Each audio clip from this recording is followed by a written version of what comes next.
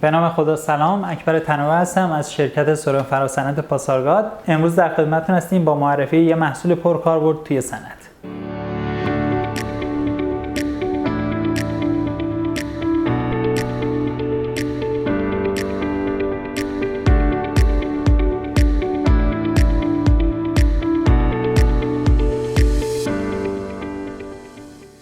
تجهیزی که امروز می‌خوایم بهتون معرفی کنیم درایو V20 زیمنس هستش. شرکت زیمنس درایو V20 رو جایگزین سری‌های میکرومستر 420 به بازار عرضه کرد.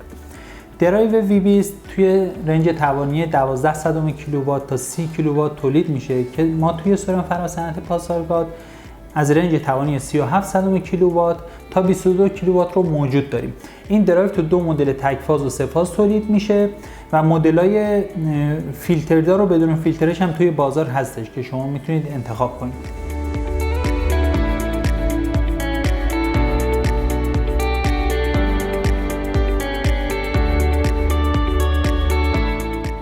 درایو V20 به صورت کلی 4 تا ورودی دیجیتال داره که قابل برنامه‌ریزی هستند. 2 تا خروجی دیجیتال داره که یکیش به صورت ترانزیستوریه و یک خروجی دیجیتالش هم به صورت رلیه. 2 تا ورودی آنالوگ داره که شما میتونید سیگنال‌های ولتاژی و جریانی رو بهش سیم‌بندی کنید و یک خروجی آنالوگ داره.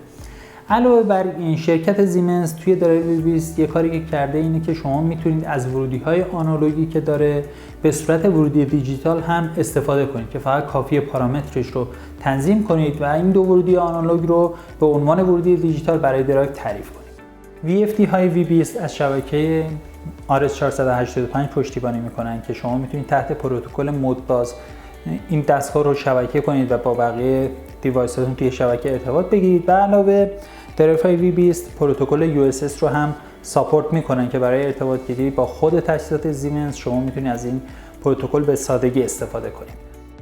نصب و راه اندازی درایو V20 خیلی ساده است و به خاطر طراحی که توی بحث انتقال حرارتی داره شما میتونید این درایوها رو به صورت ساید بای ساید هم کنار همدیگه قرار بدید. علاوه بر اینها توی بحث پارامتر دهی و راه اندازی خود درایو زیمنس اومده و برای شما 11 تا ماکروی آماده توی درایو تنظیم کرده که شما به راحتی میتونید با انتخاب هر کدوم از این ماکروها متناسب با کاربریتون یه سری تنظیمات رو به صورت پیش‌فرض روی درایو تغییر بدید که خب کار رو توی پارامتر دهی خیلی راحت‌تر و سریع‌تر میکنه.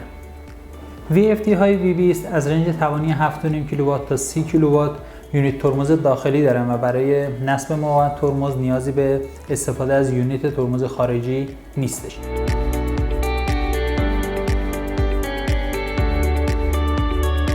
از VFD سینامیکس V20 شما میتونید توی کاربری‌هایی مثل پمپ، فن، کمپرسورها، میکسرها و به صورت کلی بارهایی که نیاز به گشتاور راه اندازی بالایی ندارن استفاده کنید.